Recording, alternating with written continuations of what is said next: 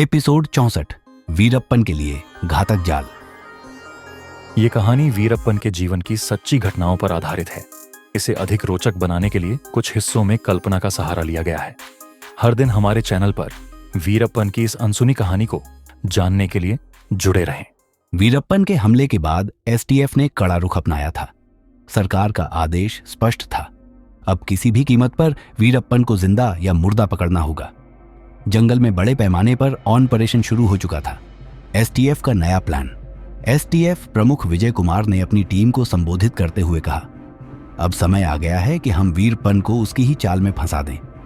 वह अब तक हमारी रणनीति को मात देता आया है, लेकिन इस बार हम कुछ ऐसा करेंगे जो उसने सोचा भी नहीं होगा। डीएसपी अरुण ने पूछा, सर आपकी योजना क्या है? विजय कुमार ने नक्शे पर एक जगह इशारा करते हुए कहा, यहीं इस इलाके में हम एक नकली व्यापार समझौते का झांसा देंगे। वीरप्पन को लगेगा कि उसके लिए रास्ता खुला है, लेकिन असल में यह हमारी सबसे बड़ी घेराबंदी होगी। वीरप्पन को मिला संदेश।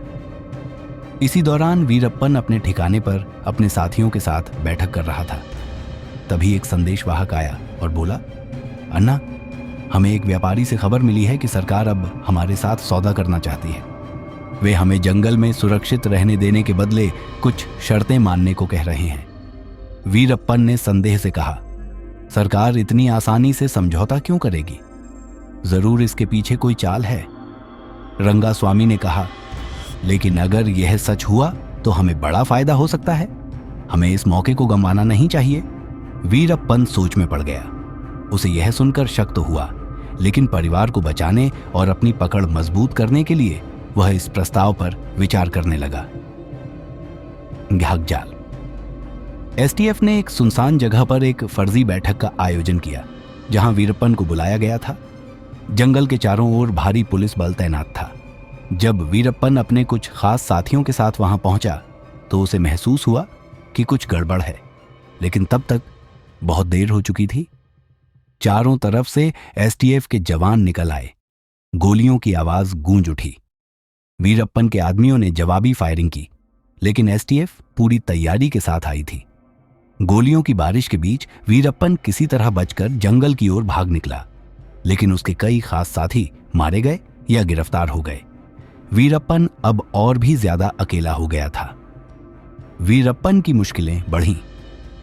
अपने कुछ खास साथियों को खोने के बाद वीरप्पन अब बुरी तरह बौखला चुका था। उसने अपने बचे हुए आदमियों को इकट्ठा कर कहा, अब हम पहले से ज्यादा खतरनाक बनेंगे। पुलिस ने मेरे लोगों को मारा है, अब उन्हें इसकी कीमत चुकानी पड़ेगी। लेकिन वीरप्पन को अंदाजा नहीं था कि यह तो सिर्फ शुरुआत थी। एसटीएफ अब उसकी कमजोरियों को निशाना बनाने वाली थी। अगले एपिसोड की झलक।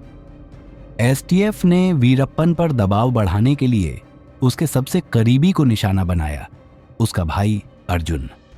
क्या वीरप्पन अपने भाई को बचा पाएगा या यह गिरफ्तारी उसकी कमर तोड़ देगी? जानिए अगले एपिसोड में। हमारे चैनल से जुड़े रहें और वीरप्पन की पूरी कहानी जानने के लिए हर दिन हमारे अगले एपिसोड का इंतजार करें। अगर आपको यह एपिसोड पसंद आया हो तो लाइक और सब्सक्राइब करना न भूलें।